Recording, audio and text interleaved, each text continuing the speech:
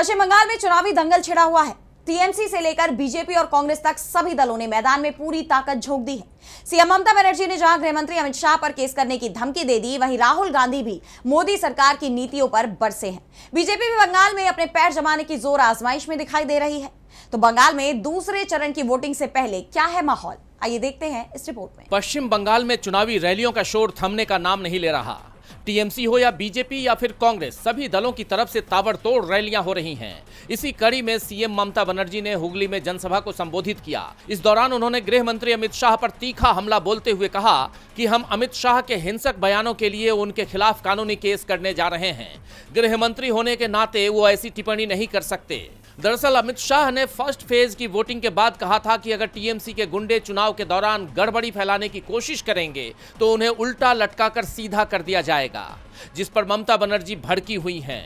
ममता हुगली में थी तो टीएमसी सांसद अभिषेक बनर्जी दक्षिण 24 परगना के भांगर और कैनिंग पूर्वा में कमान संभाले हुए थे। उनकी रैलियों में उमड़ी भीड़ ने पहले ही बीजेपी की धड़कनें बढ़ा दी। वहीं अभिषेक ने उनकी चिंता को और बढ़ाते हुए ये दावा भी कर दिया कि तृणमूल कांग्रेस 23 अप्रैल को ही शतक लगा चुकी है और 29 तारीख को वो दोहरा शतक लगाएगी।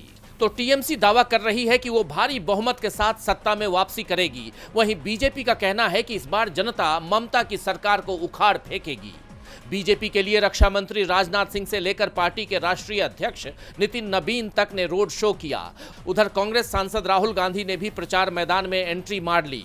उन्होंने पीएम मोदी से लेकर सीएम ममता बनर्जी तक सभी को निशाने पर ले लिया। ये पहले इंडस्ट्रियल एरिया हुआ करता था, यहाँ पे जूट मिल्स हुआ करते थे, यहाँ पे इंडस्ट्री हुआ करती थी। कौन लाया था? कांग्रेस पार्टी लाई थी। और आज की